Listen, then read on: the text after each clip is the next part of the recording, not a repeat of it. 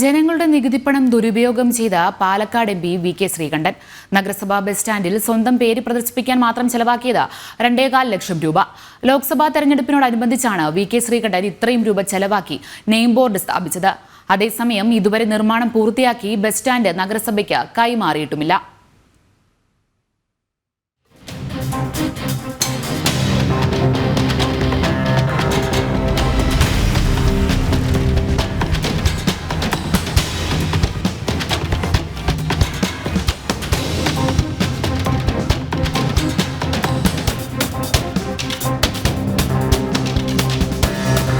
ആയിരമോ പതിനായിരമോ അല്ല, 2.25 ലക്ഷം രൂപ.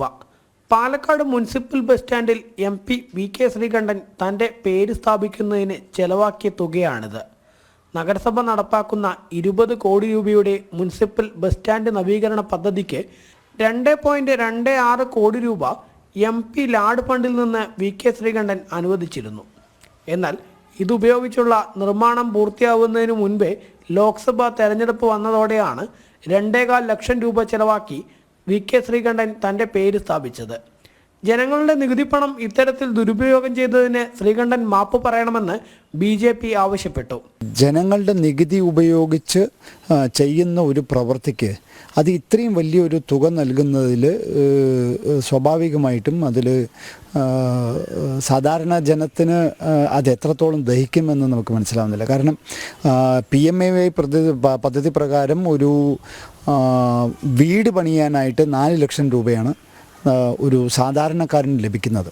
ഇവിടെ 2.25 ലക്ഷം രൂപ ചെലവഴിച്ച് അദ്ദേഹത്തിൻ്റെ പേര് അവിടെ പ്രദർശിപ്പിച്ചിട്ടുണ്ട്. ഇത്രയും വലിപ്പത്തിലുള്ള പേര് ആവശ്യമുണ്ടായിരുന്നോ? ഇത്രയും പൈസ ഇതിനു വേണ്ടി ചെലവാക്കേണ്ടിയിരുന്നോ എന്നുള്ള ചോദ്യങ്ങളൊക്കെ സ്വാഭാവികമായിട്ടും ഉയർന്നു വരുന്നുണ്ട്. കൂടാതെ തെരഞ്ഞെടുപ്പ് കഴിഞ്ഞതും ശ്രീകണ്ഠൻ ബസ് സ്റ്റാൻഡിൻ്റെ കാര്യം മറന്നുവെന്നും നിർമ്മാണം പൂർത്തിയാക്കി ബസ് സ്റ്റാൻഡ് ഇതുവരെ നഗരസഭയ്ക്ക് കൈമാറിയിട്ടില്ല എന്നും പാലക്കാട് നഗരസഭ വൈസ് ചെയർമാൻ E കൃഷ്ണദാസ് പറഞ്ഞു. ബസ് സ്റ്റാൻഡിൻ്റെ പ്രവർത്തനം ഉടൻ ആരംഭിക്കാൻ നഗരസഭയുടെ തനത് ഫണ്ടിൽ നിന്നും തുക അനുവദിക്കുമെന്നും അത്യാവശ്യമുള്ള പ്രവർത്തികളുടെ ടെൻഡർ നടപടി ഉടൻ ആരംഭിക്കുമെന്നും അദ്ദേഹം വ്യക്തമാക്കി. ജനം, പാലക്കാട്.